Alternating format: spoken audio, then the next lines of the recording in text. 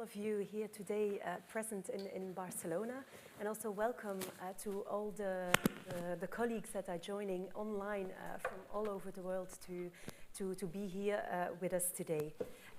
So we are happy to see here an international audience, not only with stakeholders from the European scene, but also from the wider world, because from our side, we are happy to present to you what we are doing at European level, but we are especially also keen to hear your views from the other parts of the world and to hear your thoughts.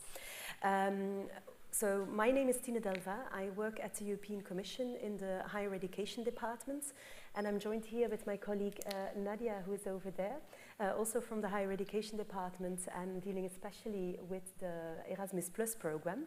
And we will be giving you an overview of the current state of play of the European policy with regard to higher education, more specifically on the European higher education package that was presented this year. And Nadia will also provide an overview on how Erasmus Plus can help making this European strategy a reality. And then we also have with us Meritxell Chavez, who is the Alliance Manager of Charm EU, a European university that was selected under Erasmus Plus. And then we also have Juan Rayon Gonzalez from the Erasmus Plus Student Network, and they will give you also a perspective from the stakeholder side on the higher education policy.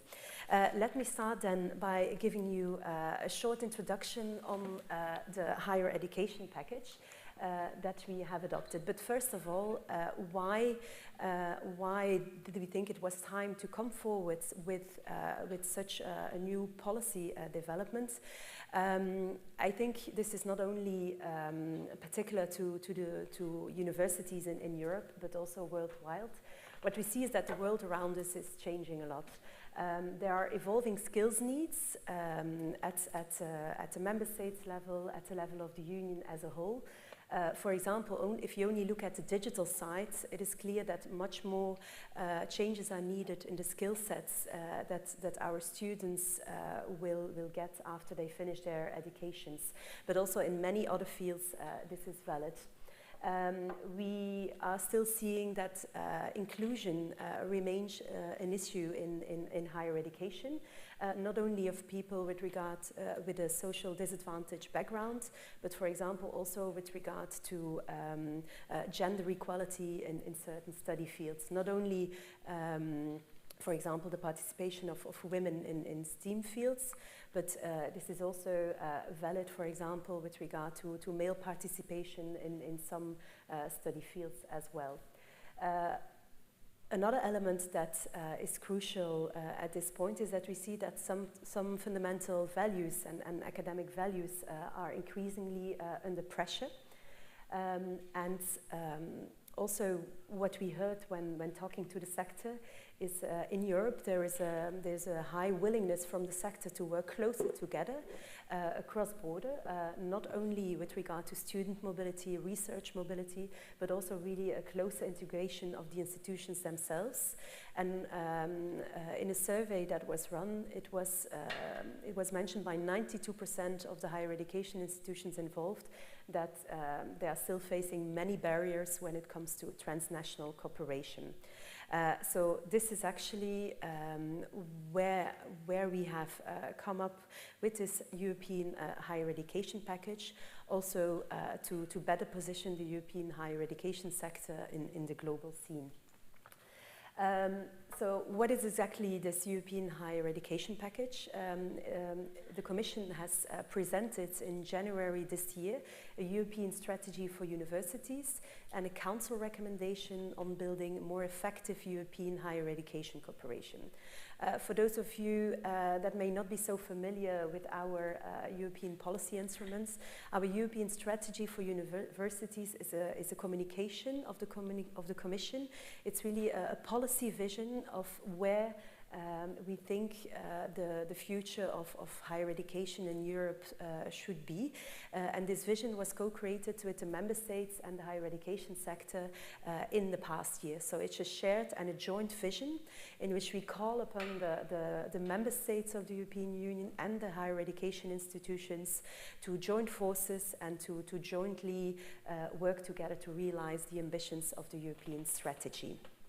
And we are trying to make that a concrete reality with this second document, this council recommendation. This is actually a document that was adopted by the ministers of higher education of the member states. And in this council recommendation, we really have recommendations to member states on how to make transnational cooperation easier and to also have this embedded better in the national frameworks. This higher education package was strongly supported by our European Commissioner for higher education and research, by Commissioner Gabriel, and she is still also together with the sector working on having the strategy implemented. So what are now the four key objectives that we are putting forward? First of all, the strengthening of the European dimension in higher education and research. Although we have already more than 35 years of the Erasmus Plus and more than 20 years of the Bologna process on the European continent, and many, many years of research framework programs in which the Union also funds research cooperation, as mentioned, we still see that many barriers are present in universities for cooperating together, for students, for researchers. So this is why we really want to come to this concrete European dimension in higher education and research, and combining inclusion and excellence, as we see this really as a distinct feature of higher education in Europe. A second initiative, second objective that the European strategy has is to consolidate the role of universities as lighthouses of our European way of life. Concretely, this is about protecting and promoting democratic values, academic freedom, integrity, freedom of speech, and others. And as mentioned before, also the diversity dimension is crucial here, including the gender equality. So this is also one of the objectives. And in order to make sure and to preserve the European way of life, it's of course indeed needed to have the skills that we need for the future. So therefore the strategy also aims for that. And a third objective linked to the societal challenges that we are all facing globally, the green and the digital transitions. So this is also a key focus of the European strategy for universities, to help and to support the higher education sector in tackling these challenges. And last, the strategy also aims to reinforce the higher education sector at the global scale. Then concretely, how are we aiming to achieve these objectives? As mentioned before, it is actually a joint endeavor with member states and stakeholders, and the higher education institutions in particular. The member states have actually endorsed the higher education package in April, so last month. The ministers of higher education of the member states have adopted council conclusions on the European strategy, and they also adopted this council recommendation that I explained before. So the member states are on board.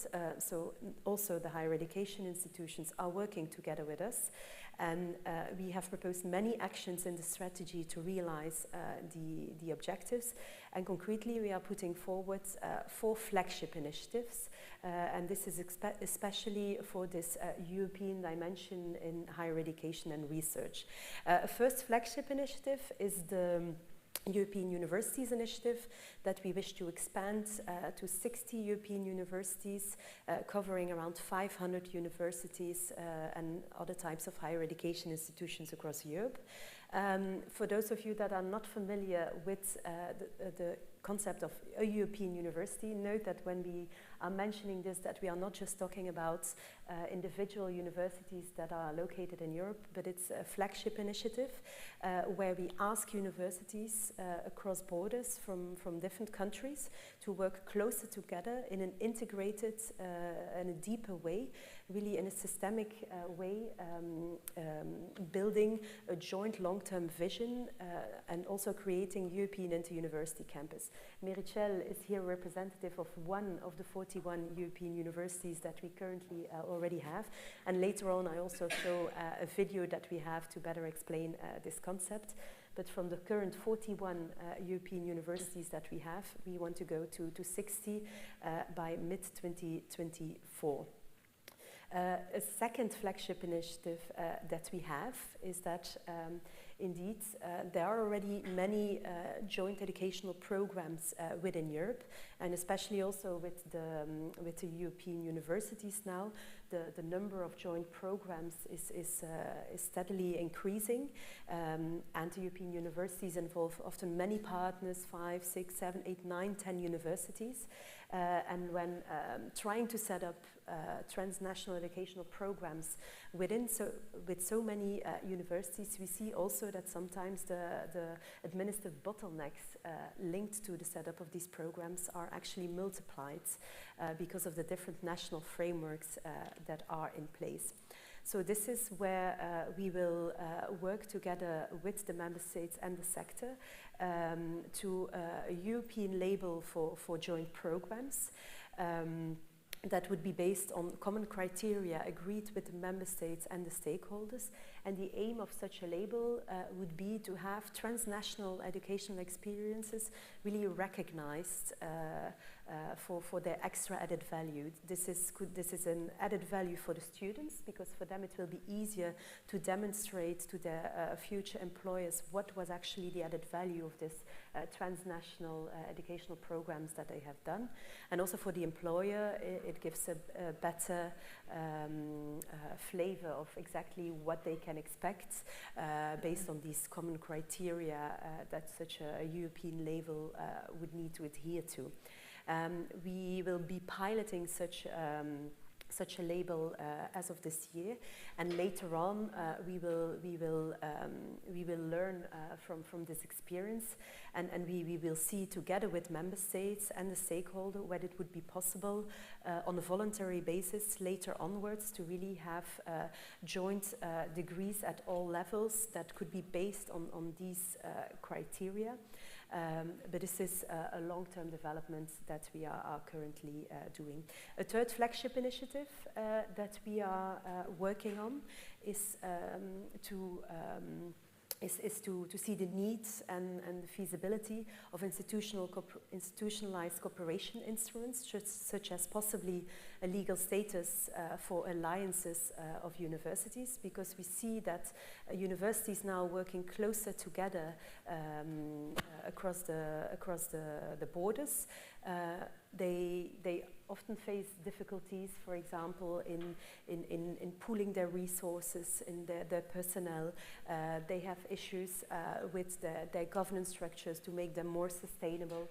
So this is where, although there are already legal statutes available at a national level, we are exploring possible avenues at the European level so that we can overcome some of the barriers that are still there at the national level. But this is at a study phase. We will also do some pilots this year, so this is a policy development that we are undertaking together with the member states and the stakeholders. And lastly, the last flagship initiative is the further implementation of the European Student Card initiative, in which we are aiming to have it's actually a component where we want to make life easier both for the higher education institutions and the students. For the students that are mobile across Europe, we want them to have it easily done in their administration before they go on mobility, during their mobility, and after their mobility. We want them to have all of it done in an integrated way. For that, we have also created the Erasmus Plus app, And there is the European student card add-on to the national student cards. So for them, this should significantly facilitate their mobility activities. And also for the higher education institutions involved, we want their administrative systems to better communicate together, to link their systems. So this is also the development that we are working on now. And then perhaps I could now pass on the floor to my colleague Nadia, who will give some insights in the Erasmus Plus program, and she will give some insights on how this can also help realizing the ambitions of the European strategy. Hello everybody, I'm Nadia Manzoni and I work in the Higher Education Unit, like Tine, of the European Commission's Director General for Education, Culture, Youth and Sport, in the area of Erasmus Plus in higher education. And this is the topic of today's presentation. Having heard the vision and the strategic priorities of the European Union in the area of higher education, to explore a little bit where does Erasmus Plus fit into this and how does it support this vision. As you can see, with Erasmus Plus, your life-changing experience starts. This is from the perspective of a student, but from the perspective of the European Commission, the Erasmus Plus program is an enabler, a driver, a vehicle or a motor for achieving quality in higher education in many different ways. And we are currently in a programming period from 2021 to 2027, where in advance of the start, we have worked with stakeholders, higher education institutions, with students, and national agencies in every Erasmus Plus country to design a program that is flexible enough to meet the needs of the sector. And what is the outcome of this? What was the outcome of this is a program that is very ambitious. And you see here the three main priorities of the program that very well fit with the priorities of the European strategy for universities and are therefore able to implement it or help universities implement the strategy. First of all, inclusion and diversity. With scarcely 10% of people mobile in Europe, and with ambitions being much higher than that, we heard the ambition of strengthening of the European dimension. We had to make this Erasmus Plus program more inclusive and find ways, very concrete ways, to get a more diverse group of people to participate in international cooperation. So this new Erasmus Plus program offers new extra measures to make sure that everybody benefits from it. Just some examples are really an increase in grant rates for students that are mobile to do traineeships or to do study mobility in institutions across borders. Special top-ups for people with fewer opportunities, and here we really insisted for every country participating in the program to really look at who are the people that are traditionally not participating in the program and offer financial incentives to those groups of people to participate. And we will be monitoring over the course of the years whether this is actually yielding results. Moving on to the next priority, the digital Erasmus Plus. We already heard from Tine about the European Student Card Initiative. This is at the core of the digital Erasmus Plus, meaning we are really doing unprecedented work in connecting universities digitally across Europe to allow them to exchange data. Erasmus Plus was a perfect test use case for the digital connection between universities. We have around 5,000 higher education institutions currently accredited to take part in the Erasmus Plus program. There are numerous, hundreds of thousands of flows of students and staff between those universities. So it's a very, very mobile community. In order to just administratively follow one of such exchanges, there had to be a whole industry of international relations officers signing a lot of papers, exchanging a lot of papers, causing inefficiencies. So this all was a perfect example of where we needed to digitalize in order to create efficiency gains. And that's why Erasmus Without Paper was born and is currently still being rolled out. It is not an easy task, if you can imagine, to connect this many institutions digitally and in an efficient way. In addition to that, the Erasmus Plus program, through funding of cooperation opportunities, puts a very high focus on digitalization, new digital technologies, but I'll get to that in a minute. Finally, Green Erasmus Plus, you could argue a mobility a mobility program that sends a lot of people flying across Europe and worldwide cannot possibly be green. But like other industries that by default involve travel, Erasmus Plus is fully aware of the need to offset the carbon footprint and has put in place several measures to greenify, let's say, or to increase the environmental sustainability, not just in the mobility of the participants, but also importantly through cooperation, through funding of cooperation opportunities, boost research and teaching on this topic. Moving on from the overall goals of the Erasmus Plus program, it's very important to also note that the funding available for this new Erasmus Plus program is doubled from the past programming period, 2014-2020, and therefore there are a lot of funds at the disposal to implement these new priorities and the priorities of the European Strategy for Universities and Higher Education. Important to note is that maybe a takeaway from this part is that 70% of the program is mobility of students and staff, but 30% are different cooperation projects, such as the European University Alliances, but many, many more. And the range is really, really large, and this is deliberately so to really create an opportunity for every kind of higher education institution, so to be inclusive towards the newcomers, small, big, technical, research-focused, or city-based or rural-based, regardless of the kind of higher education institution, there is a cooperation opportunity available for them in the Erasmus Plus program. And how we see this range of opportunities is from those with, let's say, a lower ambition, not in terms of like what they want to achieve, but lower ambition for an integration internationally, and a more short-term joint strategy between universities, to all the way up to really high ambition for integration, institutional integration across borders, and a very long-term strategy. So starting from the lower end, we have the traditional bilateral mobility projects. And here we have hundreds of thousands of interinstitutional agreements between institutions in Europe, thanks to the Erasmus Plus program, where the institutions agree on the numbers of students and staff they will exchange and under which conditions. We have a novelty of this program, which is the blended intensive program. I heard earlier from Marichel that they have already piloted 6 of them inside their own university alliance. So certainly alliances are a driver for the blended intensive programs, but not only.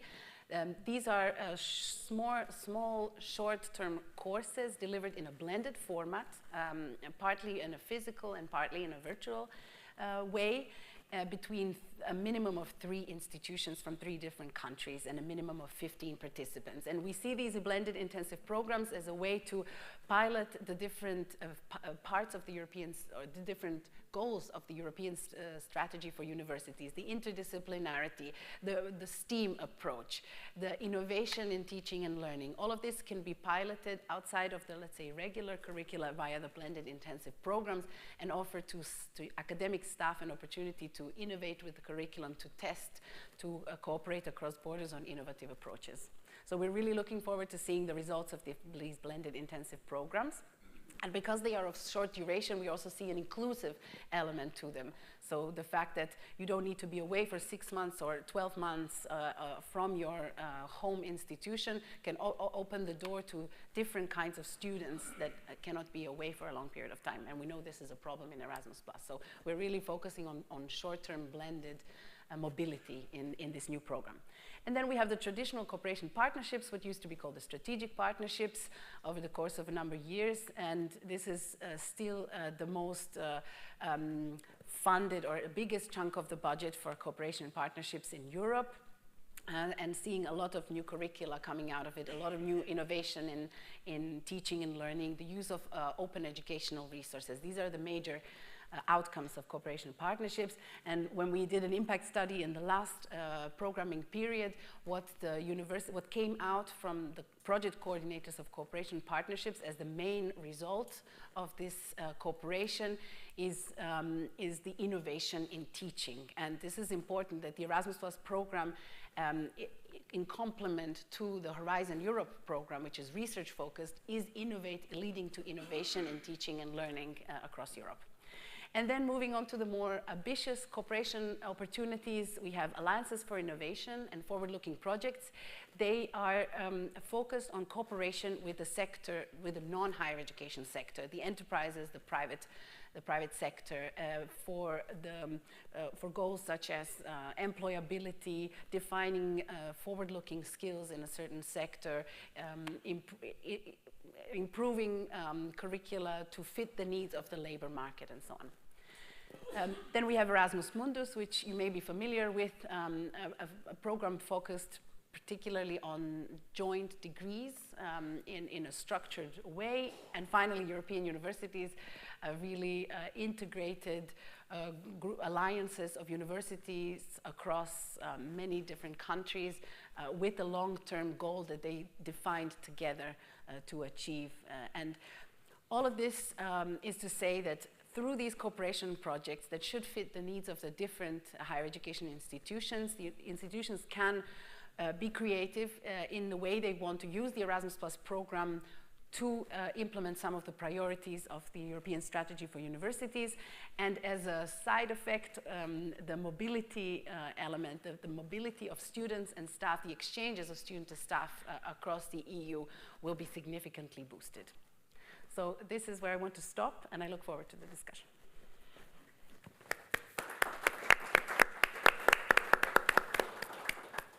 Yeah, thank you, Nadia, for this overview on how Erasmus Plus can help out. We will now start a kind of a roundtable discussion also here with Meritxell and Juan. And before I pass on some questions to Meritxell, I would like to show you a video on the European Universities Initiative to give also those of you that are from outside of Europe and that don't know the initiative, to give you a flavor of what this European Universities Initiative is about. As mentioned before, we currently have selected 41 European universities, and Meritxell is a representative of Charm EU European University, and this is one of these alliances. So if I may ask the technicians to put on the video, thank you very much.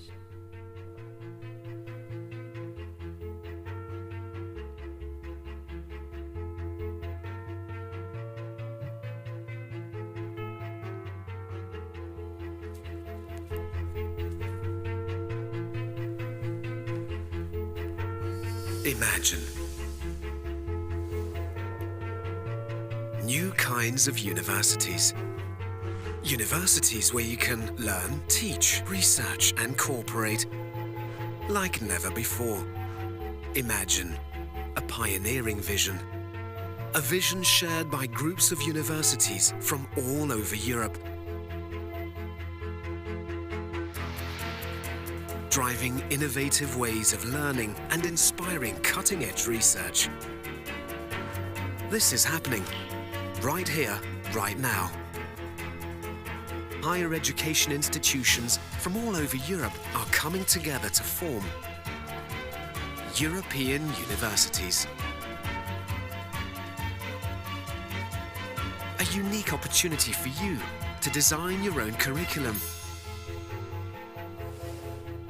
Across disciplines, borders, cultures and languages. And build the specific skills you will need for your future. Imagine students, teachers, researchers, companies and cities working together to tackle society's greatest challenges. Transforming higher education in Europe. These are the universities of the future. These are European universities.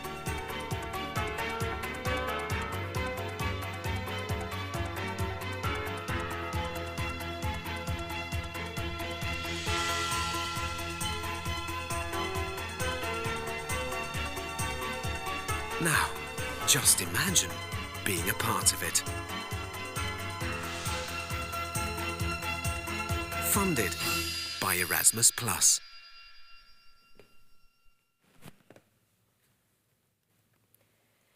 So Merichel, if we now can go back to the topic, you're a representative of CHARMEU, one of the European universities.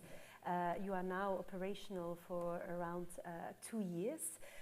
So with regard to the European strategy and this vision of how higher education in Europe can evolve, how do you see its future? And how do you see also the role of the European universities in it? Okay. So, well, I keep seated because if I try to read, talk, and walk, probably I am at the other side of the platform. I will talk from the experience of the CHARMEU Alliance that is coordinated by the University of Barcelona and includes Trinity College Dublin, Utrecht University, EOT Barcelona in Budapest, and Montpellier. We are expanding to 3 more, Finland, Abo Academy University, Würzburg in Germany, and a Hochschule Applied Science that is completely different from the other ones that compose the Alliance. But also I will try to give you the experience of one of the partners, the University of Barcelona. And I will try to connect what can be useful also for an audience that I think it's global and not only European. First, I will want to talk about the European strategy for universities, and not only from European universities. And I think there are 3 important blocks from the perspective of the Alliance. First is that it encourages us to innovate, to improve what we deliver in education and research, innovating in challenge-driven education and research, and also transdisciplinarity. And this is, I suppose that all of you know what this is about. I have no clue at the beginning of this project, but it's bringing together multidisciplinary academic staff, working together from the beginning, and combine it with employers, civil society, and students, what we call the knowledge-creating teams. And this, I think this is an innovation, really. Inclusiveness is part of the game, but not only about people, also about institutions. And we are trying to bring different institutions, diverse institutions, because they bring different things. We talk a lot about digital skills, and I was surprised that the students are demanding more digital skills when they are super digital skills in my point of view, but they need more. But something very important is the intercultural skills, and this has been an opinion for employers of all types, not only private companies. In the future, and now they need, or we all need, people that manage intercultural environments, and being this societal oriented. We have been always societal oriented, but now more oriented to these new challenges that we face. Second part is the global competitiveness in Europe, because I think if we really make easy the people circulate in Europe, circulate for knowledge in Europe, it is very attractive. Not a single country, even if it's big, like the States, for example, cannot offer the same. People moving and obtaining different programs in different cultures in different places. Okay, so I think this will boost competitiveness also. The third is the role of the universities, in the future, and I think universities play and need to keep playing a key role on that. We just need to look to the past and which was the role of the universities in many difficult moments in the story. And I love the expression lighthouses, because I think it's very expressive. And I think that this is very important, because we need, for this, we need academic freedom and quality and excellence, but all the individual universities can do that.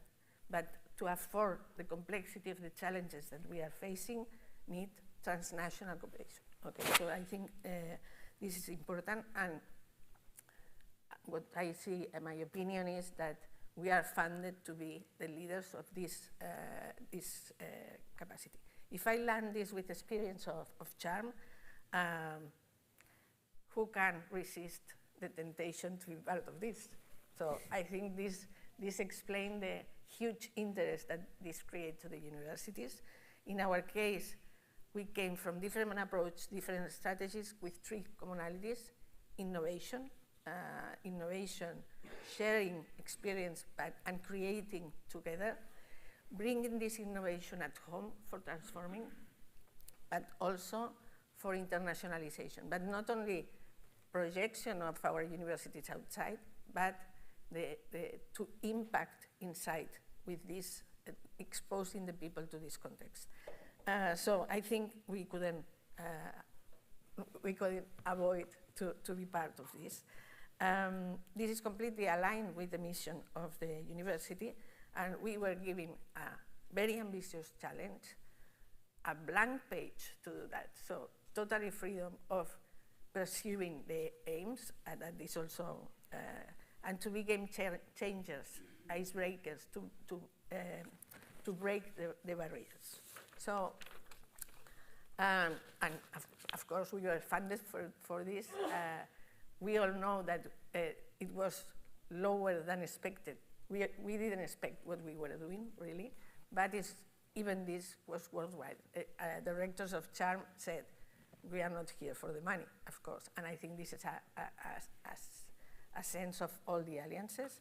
And the steps that the Commission is taking also make it very worthwhile, so with even low funding, okay? And for me, there are 6 points that make it very successful until now. The long-term commitment that you mentioned, this is very complicated, and the intercultural governance is very complicated. If there is not joint and long-term commitment, this is difficult, and the governance of the alliances is a key element of that. The will of pursuing the purpose. I think the purpose of transforming for the future of the planet. In our case, the umbrella is reconciling humanity with the planet, like nothing, but the will of the people, of the teams, of the universities, of the state members, this has moved a lot. The internal impact, what I was saying, this is not only for the people that is participating in the international teams. This is impacting at home, even to the people that is not directly involved or traveling. In my opinion, this has done more than the mobility of the professionals in the last years, because it's based on their real work in a permanent way. Okay, the cooperation among the alliances. We are competing, but we are more focused on collaborating, and this means that all these dots of the 280 or the future 500 is a big connection, more than ever. But also we need to be inclusive. We are not doing this for us, for these alliances. We need to share and transfer to other institutions, because not all of us can participate in the same way, okay? I need to mention the close relation of the Commission that has been crucial, I think, and the intention, joining forces, education and research, I think it's very important. And I will mention the joint effort of stakeholders, the state members, the Commission, the institutions, the ecosystems, the students. I think it makes a difference on what we are doing. So I think we are trying to be pioneer, to be test beds, to try, fail, push, and so on. And I see ourselves with like startups. Okay, we are startups growing very quickly. And I think this can be replicated in other higher education systems. And I will end this question with an example, because I think we are in a you say it, you didn't mention, I think, that the Commission was saying a quantum leap. So a big jump like it was Erasmus Plus or Bologna process, because I could not, I couldn't catch the Erasmus Plus grants because I am not so young now. And I would wish to return to the university to have this experience.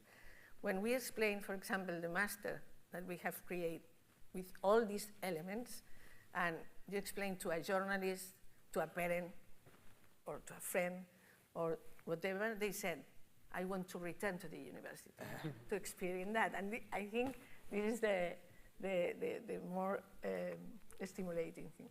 Thank you. Okay, thank you, Merichel, for... Thanks indeed for these inspiring words and to showcasing the ambition level that many of the European universities are putting forward.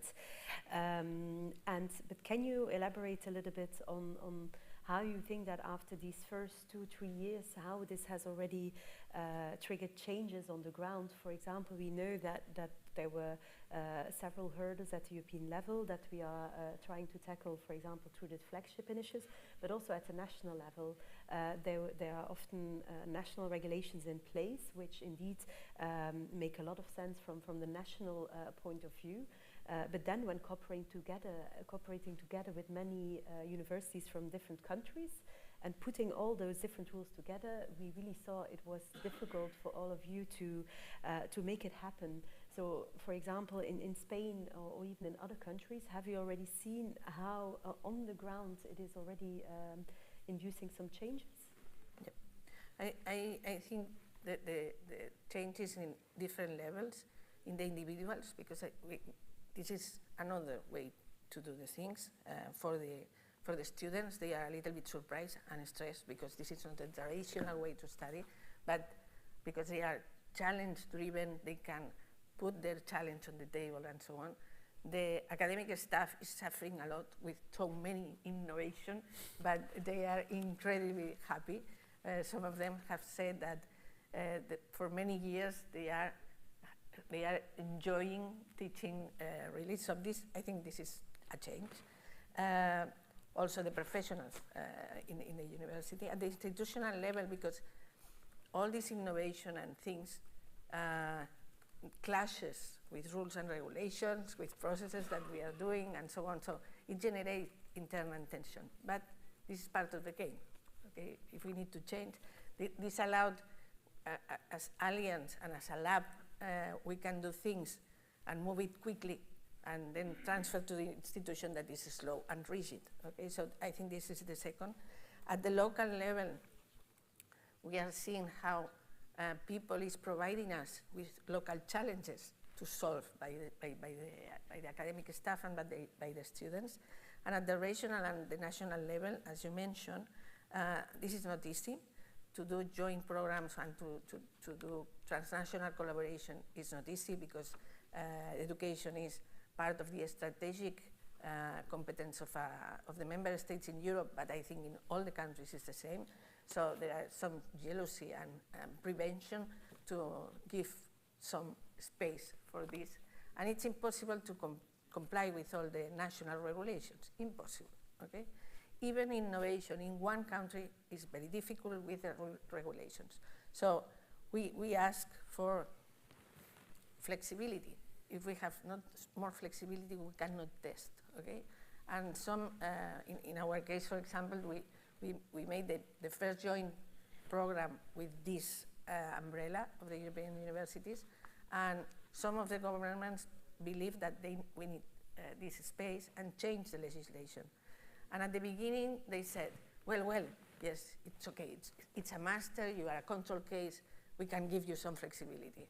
And we say, no, this is not the game, okay? So they moved to say, okay, the European universities will have more flexible nationality.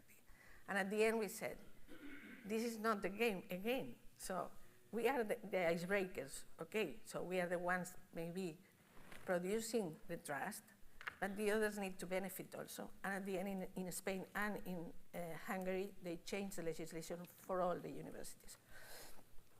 And I think that this is a good example because, as I said, I think what is moving this and with a very quick progress. If I thought at the beginning the skepticism was incredible, no one was sure how this will end. Now many people is moving because everyone is trying to move in the same direction at the same time, and this is very important. So I think the will, I said it before, the co-creation process. So it's to be with the Commission, with the state members, with the agencies, to create together, because I think this generates trust, and also with the stakeholders. And I think the Alliance is a very good instrument to generate this trust. So I think we are in the right direction. Okay, thanks, Rachel. And you already touched upon before on this interdisciplinary approach where you put together students, researchers, academics, businesses, local authorities, cities, regional authorities. So can you give an example of how in Charm EU you are really using this way of cooperating across disciplines in trying to solve some of the local but also global challenges that are around? So we start from the beginning. So the design of the master was done in a very multidisciplinary way. We asked the external stakeholders if the competence that we were creating were the ones that the students will need in the future. And it was the first cultural surprise, because the academic staff is used to work internationally, but in a disciplinary way. So the chemistries with chemistries of all the world and so on. What they consider incredible was to sit in a table, an economist, a humanist, an engineer, trying to build a module together. Okay, so this was first stage. The second is that during the delivery, stakeholders are integrated in the classroom. So they give the students examples of transdisciplinary challenges and local, even with local visits to how different stakeholders are solving these things. And at the end, they have to solve a real challenge during one semester, 30 CTS, that is big, in group, with a result, real result for that. And at the beginning, we were afraid not to have enough challenges. We have 34 now, 34 for 70 students, okay? It was amazing, from all type of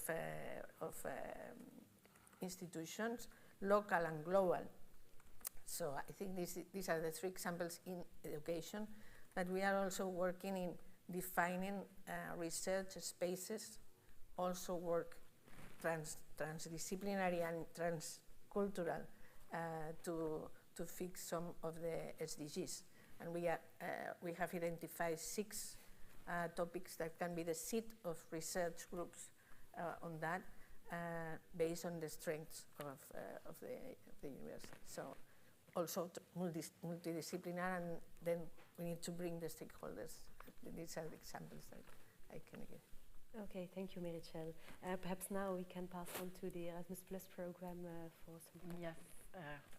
So, Juan, you are the president of the Erasmus Student Network. We cooperate a lot, the European Commission and ESN. And you must have been quite pleased with the first pillar of the European strategy for universities, the strengthening European dimension in education and research. So just if you could share with us, for students, what does it mean for student mobility, and from your perspective? Thank you so much, Nadia. First of all, it's a great pleasure to be here today. Thank you so much for the invitation, and thank you so much, Michelle, for the great insights. So I think it's important to start by unpacking a bit this concept of the European dimension of education, right? What do we mean? It's actually interesting for me because it's a topic of my research in my master that I have to pause a bit because of ESN. But In Europe nowadays, for those that are not from the EU, you probably know that we have so many common projects, right? We now have a Green Deal, we have a single market, we have a common currency, we have so many common endeavors, but what we do lack, unfortunately in my opinion, it's a common approach to education. So it's very hard to tackle common challenges if you don't equip your young people with common competences, if you don't get your young people to feel that they belong to something similar. And this is why a European dimension of education is so important, because we will never be able to convince our students that they belong, that there is such thing as a European student body, unless we take dedicated measures to solve that. When we look at the numbers, at the moment we see that even though everybody in the higher education sector knows Erasmus, the reality is that for the majority of European students, Erasmus is something that they might know, but they haven't experienced, right? We have a 5% rate of participation in Erasmus, 14.5% more or less of graduates in the EU with a mobility experience. So then the question that we need to ask ourselves is, how do we provide these international opportunities to all students? How do we make sure that all students can benefit from international cooperation? So all those international cooperation measures, in our opinion, should always be linked to concrete ways to connect students, to show them that they have peers all over Europe that have the same challenges, that have similar ideas, etc. And this is why we really welcome the intentions of the European strategy for universities of trying to, first of all, remove many of the barriers that we face for cooperation. One of the things that young people in the European Union value the most about our union is the possibility of freedom of movement, right? Freedom of movement, being able to work, live, study anywhere in the EU. The reality is that, unfortunately, this doesn't happen that much because of the barriers to recognition, because of the difficulties on getting a degree and going to another country. So I really think that the strategy tries to, with very limited competences, unfortunately, that the EU has in the field of education, tries to develop a roadmap that then member states need to deliver. So that's the thing. The European Commission can do the strategy, but if member states do not feel their responsibility, we will never have a real European dimension of education. But I think that the important thing is that the strategy is there, right? Like the concept is there, and a very positive development is this global approach.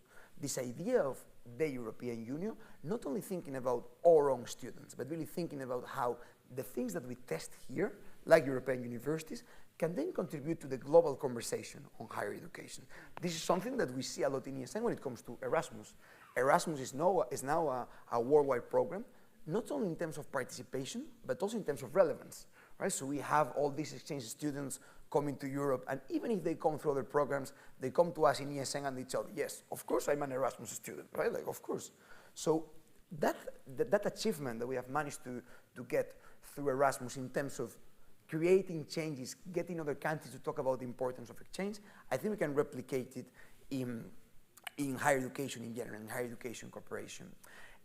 What we would like to see, and this is very important for us, and I would like to stress it, is that whenever we design international collaboration initiatives, we always think, how are we going to involve the whole student body? So representation is key. I think the Alliance are doing that very well, like really making sure that elected representatives are there, but we need to go one step beyond. So it cannot be that only a very limited group of students benefit from international opportunities. We need to embed internationalization pathways from the very beginning of all the experiences. We can do it through alliances, we can do it through blended intensive programs, we can do it through participation in student organizations that have international networks, of course ESN, but many others. But in general, having this concept of how do we make sure that the European dimension becomes a reality for all students. So these are a couple of thoughts from our side. Overall, we really welcome the strategy. We welcome the several mentions and connections to the Erasmus Plus program, the focus on civic engagement, the focus on challenge-based learning, because we believe that all these things respond to many of the elements that the students have been expressing in several Eurobarometers, in many of our surveys, etc. Okay, great. Taking that point a bit further, if we do involve everybody in mobility, what is the desired spillover effect of this circulation of students and staff and knowledge actually across Europe? Where do we want to see it affecting higher education quality? Yep. Yeah, I think that the purpose of internationalization is always to improve the quality, right? The quality of higher education in general. And mobility, as the most common and famous internationalization action that universities do, has an even more specific purpose of improving the quality. I think that the best proof of this is that whenever we run surveys or whenever the Commission runs, for instance, the Erasmus Impact Study, we see that mobilities have a tremendous impact in terms of competence development, learning acquisition, etc. Right? So it's quite clear now. We have enough evidence to clearly say that going on a mobility improves knowledge acquisition, competence development on students. But of course, we need to be even more ambitious. We need to think, how do we make mobilities elements that bring a multiplier effect and that improve education for all the students, even if they're not participating in mobility? And I think that this is probably the most controversial part of this. We need to rethink how do we implement mobilities. We need to move from administration to strategy. At the moment, because of the many hurdles, the difficulties, universities being very busy, the focus on, like certain elements, we do feel sometimes that people, all the stakeholders, universities, national agencies, do not have the time to sit and think, okay, how are we going to make these mobilities more impactful? How are we going to improve body systems? How are we going to make sure that our teachers have the right skills to facilitate intercultural classrooms? You were talking, Marichel, before about the importance of this intercultural learning. And I really feel, this is something that is very close to our heart, that across Europe and across the world, we have now so many intercultural classrooms in which we might have 10% of students from other countries, but we are not using that potential. We are not creating small groups to work in projects in which we make sure that there is at least one international student. We don't have always students presenting different perspectives about their countries. This is something that I even felt during my studies when I was studying law in my university. We had Erasmus students there, but they were never involved in our discussions about how do we do comparative law, how does civil law work in different countries. And I think that now with the European Student Care Initiative, hopefully, we can gradually dedicate more time to this strategy element. I also think that with the new program, we have the opportunity to rethink elements like organizational support and how do we connect key action projects, forward-looking initiatives with this delivery, with this innovation in teaching that you were referring to before, to prioritize this component of intercultural classrooms for the benefit of all. And I think that the same applies to research, right, in which we have researchers moving, and we need to make sure that we always have this international perspective on the outputs of the research, right? The comparative elements, how do we create cross-sectoral teams that involve also civil society. So I think many of these elements can be addressed with the alliances. The important thing is to make sure that they transfer also to the rest of the higher education community. You mentioned the benefit of having an international student in the classroom. And the strategy talks a lot about civic engagement. So how does the fact that there are these international people in the institutions or people with more international outlook in the institution, how can that benefit the link between the university and the local community? Yes, this is such an important question in my opinion.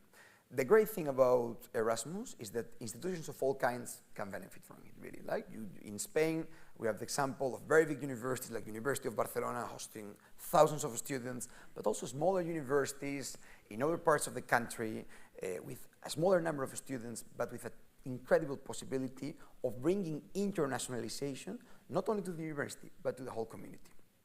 So what I think we need to start doing more, it's involving local stakeholders in this design of which learning outcomes do we want to have for our students and how we can benefit our community in terms of volunteering in the local community, involving students to work with local schools, to have like speaking clubs in different languages, involving more students in different local student clubs, sport clubs, etc.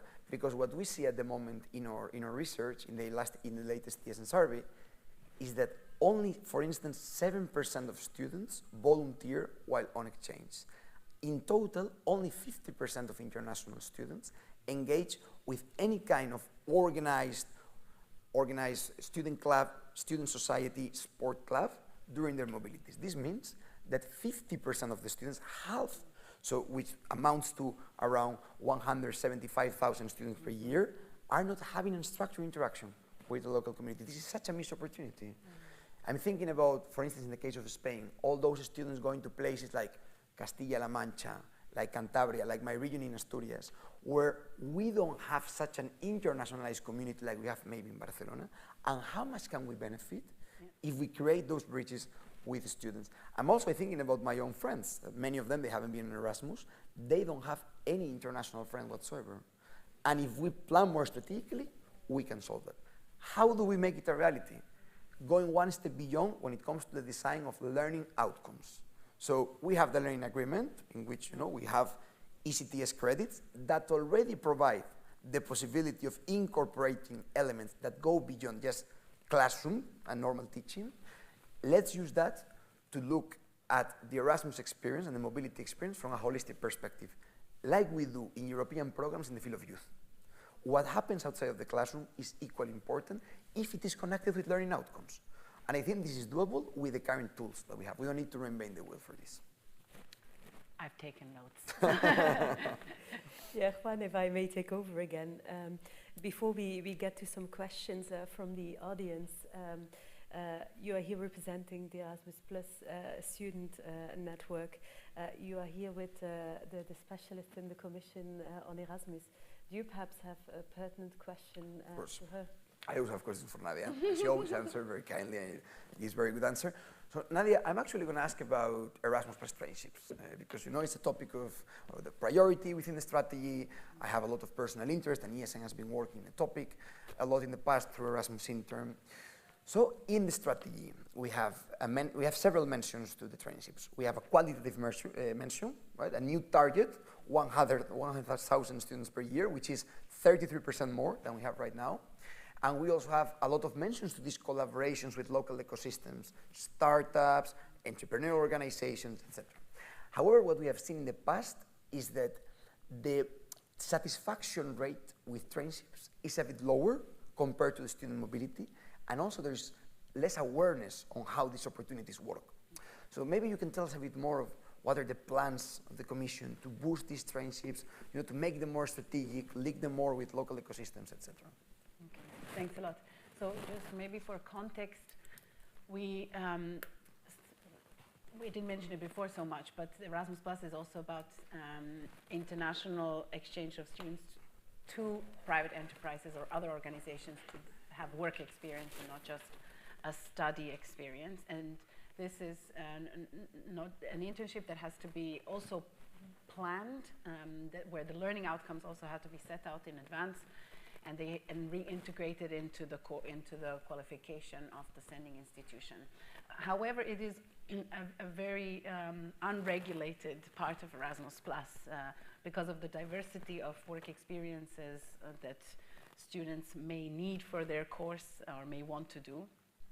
So it has so far been really left to the sending institution and the student themselves to ensure the quality of this experience. And with this mention in the European strategy, we are moving a little bit in the direction of let's create some rules about how to make sure this experience is of a high quality. And not only that, but let's advertise this opportunity a bit more among students. Why?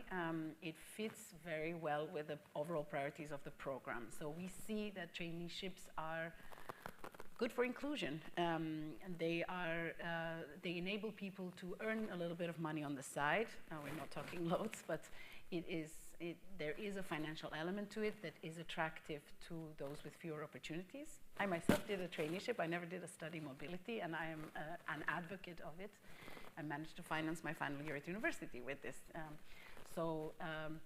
There's that, and there's also the digital element and the element of working on your work ethic skills and interpersonal skills while on a traineeship that you may have less opportunity to do while you're studying. So we are starting a series of actions to boost the traineeships and to increase the quality. And we're starting to work with the Erasmus Plus national agencies soon to define whether we want to create a sort of charter for employers of any kind that are hosting Erasmus Plus trainees to set out a set of like minimal quality standards that we can all agree on that need to be respected when trainees go abroad.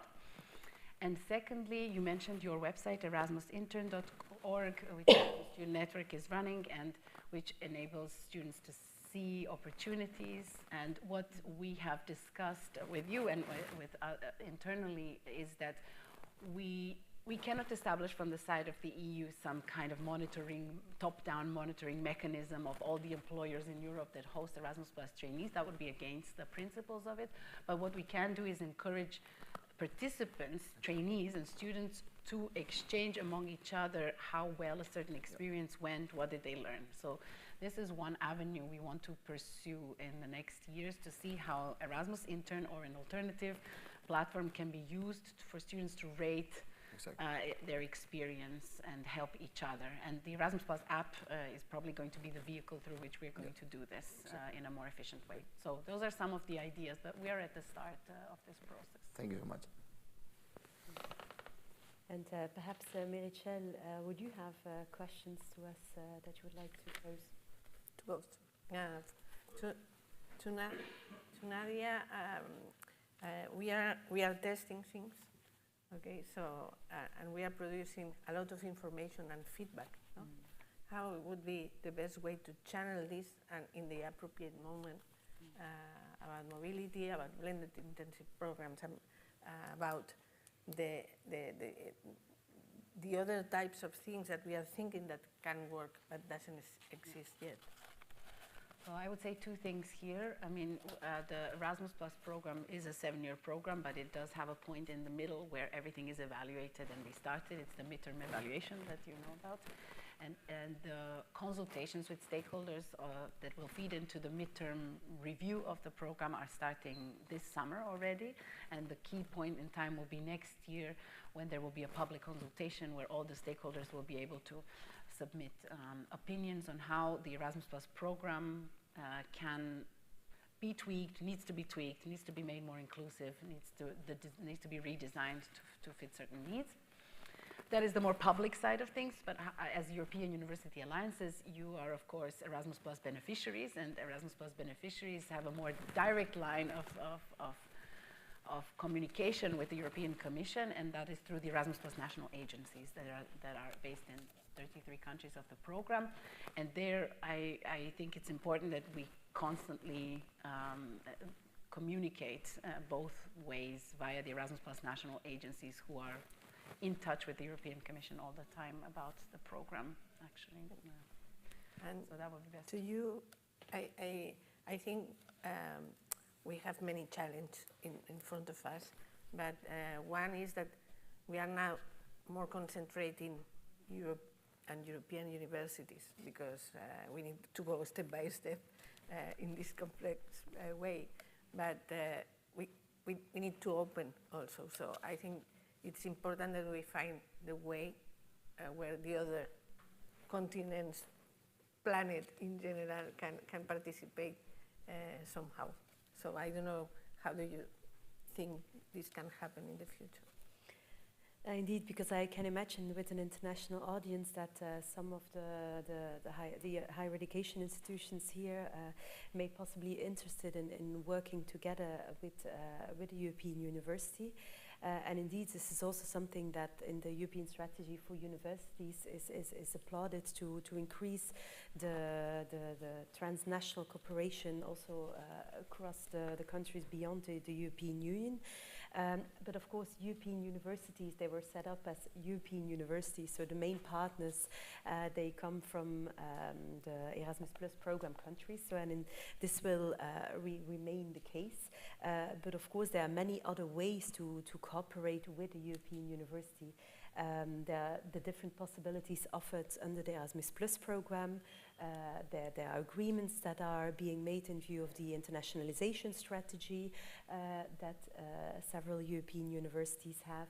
And I think several European universities are already proceeding in this way. I think, for example, about the CIVIS European University, the Utopia European University, and now also, unfortunately, we are all aware of the situation of the Russian war of aggression in Ukraine. So also the higher education sector over there is currently suffering a lot, not only because of a loss of infrastructure, but also because a lot of displaced academic leadership, students and staff. So we're actually talking about displaced universities. So, but what we are seeing is that not only in the neighboring countries to Ukraine, but also beyond, there is a big wave of solidarity of the higher education sector, trying to help the Ukrainian institutions and also those academic staff and students that are fleeing from Ukraine. There are, for example, European universities such as the ECTU Alliance that has already set up cooperation agreements with universities in Ukraine. So I think it is already happening on the ground. That cooperation is ongoing. Also, for example, with African partners, there are already a lot of cooperation arrangements. So this is indeed something to welcome across the board. But perhaps now, if I may, perhaps I could also pass to some questions from the audience. And I see over there already 2 questions. Yes, I don't know whether there is a micro or whether the people can just speak up. I think you are just allowed to speak up very well. Yeah, thank you. Thank you very much for this very Microphone, please. Microphone is needed. valuable to have mobility. But my question is more related the mobility from other countries than Europe, and especially from African countries. Many universities in Europe, in my own university, I'm from University of Helsinki in Finland, and yes, thank you for this. So I'm Hannele Niemi from University of Helsinki from Finland, and I mentioned that it's very important to have this mobility, but my question is about mobility together from European universities and other universities that are not European, for example, from Africa, because many universities have connection, for example, helping African universities, but in which way they can participate Erasmus Plus and this new scheme you have presented. Thank you very much indeed. Thank you. I recently listened to a presentation from University of Helsinki about their international cooperation partnerships with African countries, so it's quite fresh in my mind. 2 things to say, I think, from my end. One not very new and one quite new. The not very new one is the international credit mobility. So it's a competitive process of applying for funds for international cooperation partnerships, like the ones you mentioned.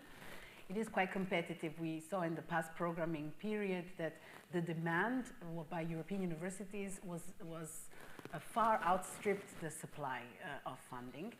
So the new thing that is possible since last year is international worldwide mobility from the universities in Erasmus Plus program countries and countries associated to them to the rest of the world. And the ceiling for that is 20% of the Erasmus Plus budget. So it's quite significant. This previously was not a possibility to use the standard budget that the university gets from Erasmus Plus national agencies for student and staff mobility for worldwide mobility. And up to 20% can be used for that, and rates have been set. And this is for students, for staff, for traineeships. So, and there's no geographical limitation apart from geographical diversity that is like a principle that should be applied.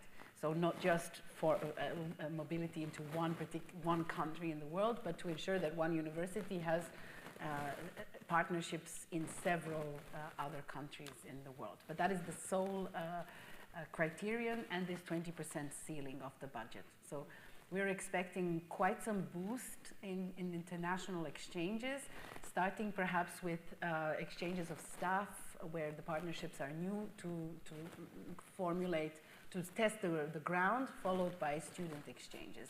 But also think about the possibilities of traineeships, Juan mentioned them before, of traineeships into the US, into Canada, into South Africa. I mean, this is all possible now as part of the Key Action 1, Erasmus+. Right, thank you, Nadia. And perhaps also to emphasize again that the Erasmus Plus budget has seen a significant increase compared to the previous period. So also for the mobilities from third countries to universities in Europe, also there, of course, a higher budget will be available than in the past programming periods. So I think in both ways there are now there will be increased possibilities for both the universities and the students. And then I saw a second question there. And yes, and especially for Africa, it's like more than double, right? Like Thank you all very much. Really interesting presentation and a lot to look forward to, it seems, in a very comprehensive ecosystem. My name is Darren McDermott. I'm the team leader of the EU support to higher education in the ASEAN region. ASEAN is 10 member states in Southeast Asia. And I suppose allied to the previous question, I'd be interested in hearing more about the institution-to-institution links, the people-to-people links, but perhaps as we have all, I suppose, gone through a bit of a pivot and a digital transformation, how initiatives like virtual exchange could be used as a wraparound to make these more cohesive, but also including a mobility component. Maybe just in addition to what I mentioned before, so we're replicating the mobilities that have been taking place within Erasmus program countries worldwide. That means that what we call blended mobility, which is, I think what you're referring to, a combination of virtual learning that takes place throughout any period of time with a shorter physical mobility, is also eligible for funding for destinations outside of the Erasmus Plus program countries. I think organizations like yours are great for raising awareness about these possibilities, raising the capacity of partners to organize exchanges like that, raising the understanding around the conditions, quality elements of it, like the recognition upon return and so on, but certainly short-term blended possibilities for administrative staff, for teaching staff, and for students are there, even for traineeships in a blended format. So I think the possibilities are there, but it needs some time to formulate the right partnerships and for them to take place. Thanks very much. Then we have another question there from Ludovic Tilly.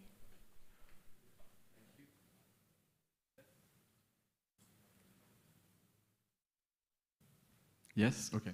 Yeah, Ludovic Tilly, I'm the chair of the Coimbra Group, a network of 40 universities in Europe, and also coordinating one of these alliances, the EC2 Alliance. Actually, I would like first to say that in a way we can all recognize that we are really lucky to have such an Erasmus program with such a budget, because this is really a first ever in the history of higher education, at least in Europe, to have such possibilities. And this is also the first time that higher education is so high in the agenda.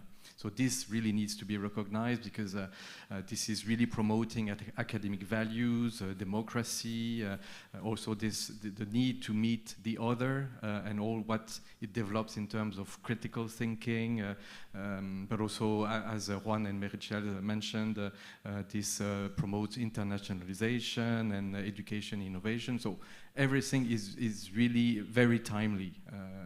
And everything that we have recently and still experiences shows that this is really one of the key.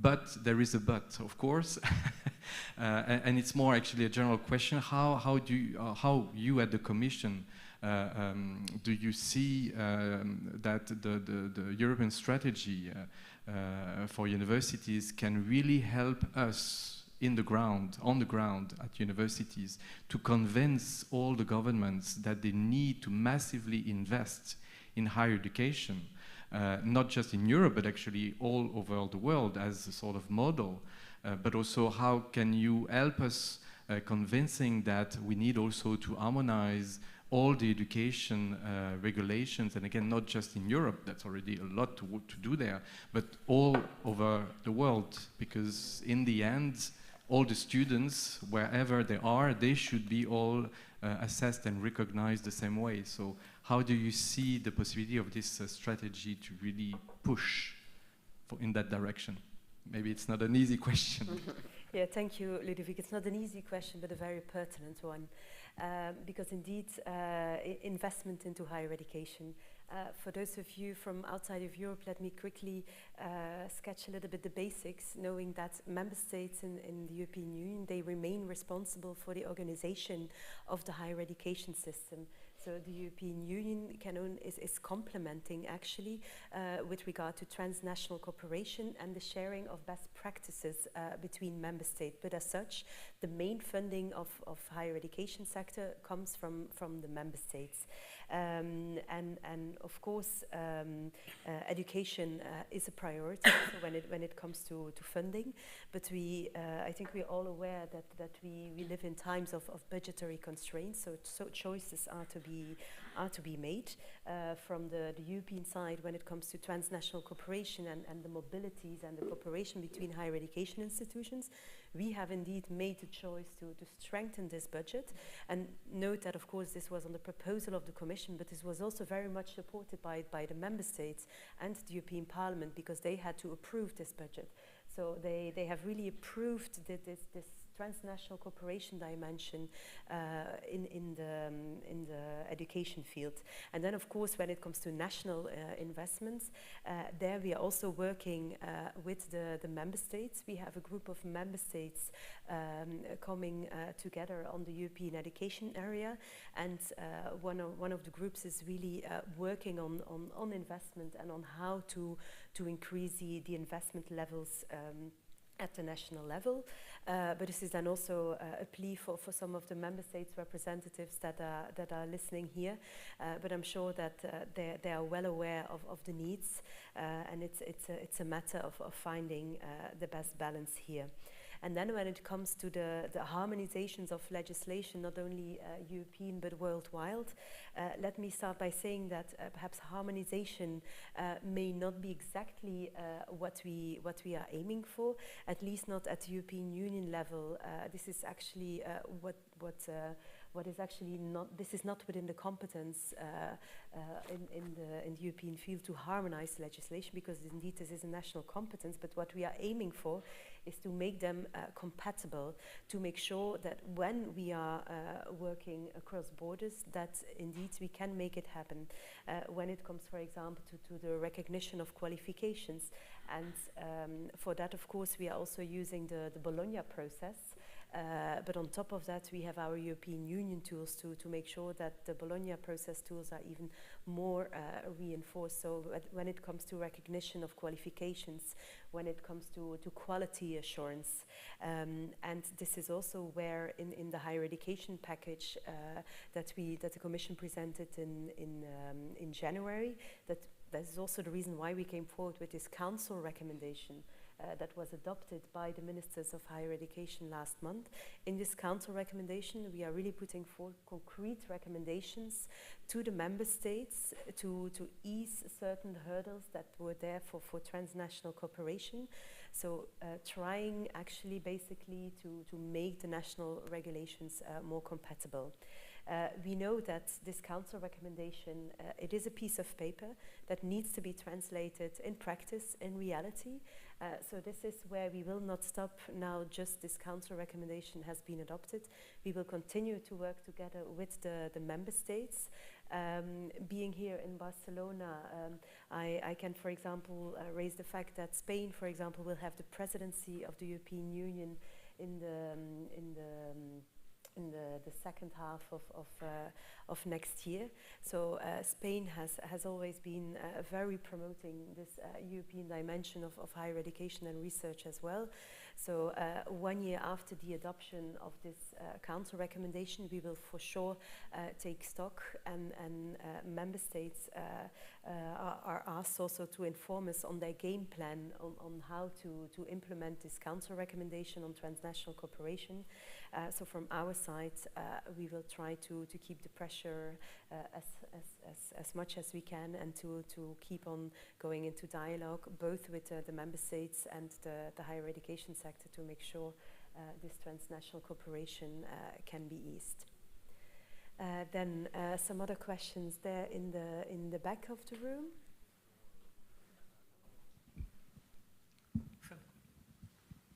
Thank you.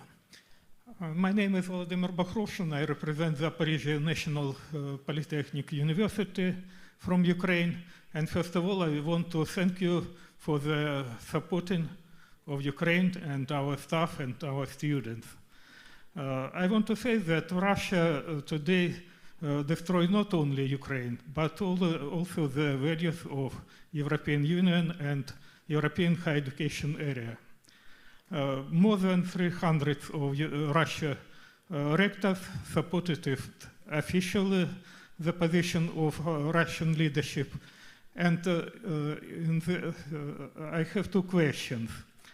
First question, what is the position about the involvement of Russian institutions and government bodies in European programs and projects in higher education?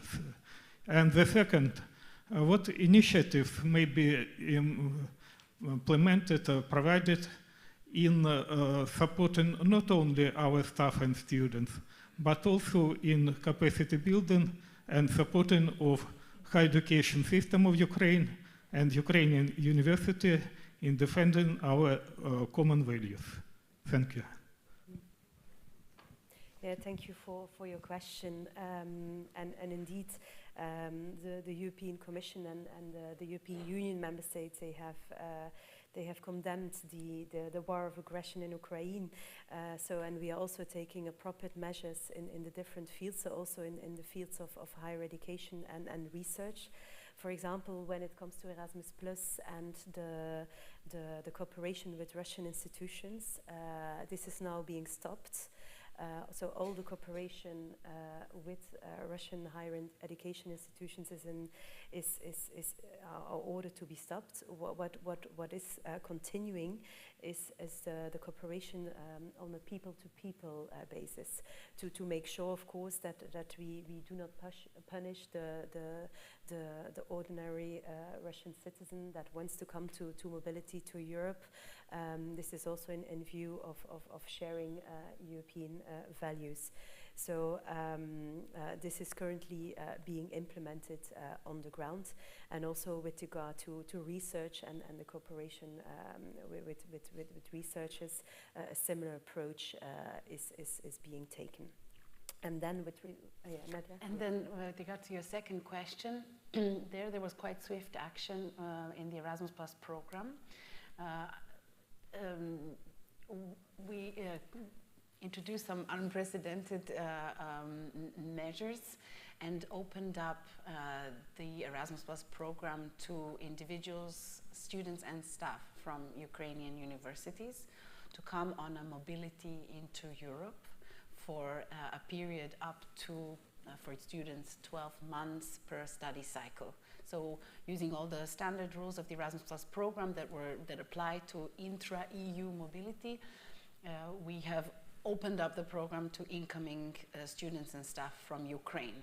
And this has been hugely used and popular, and especially in the border regions of the European Union.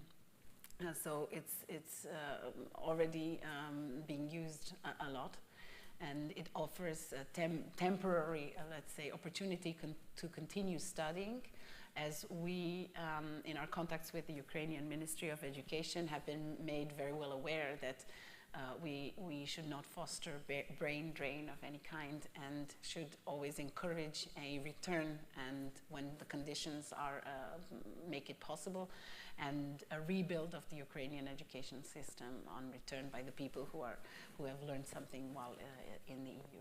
So. Okay, being mindful of time, I think perhaps one last question, perhaps there in the back of the room.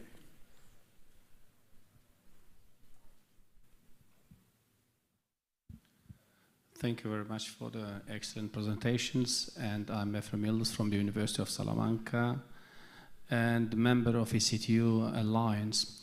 But my question was, or is going to be, done in relation to the budget of the mobility staff and student mobilities, because we were supposed to increase the number of students and staff, but the budget is still so low that it doesn't allow us to increase the number of mobilities.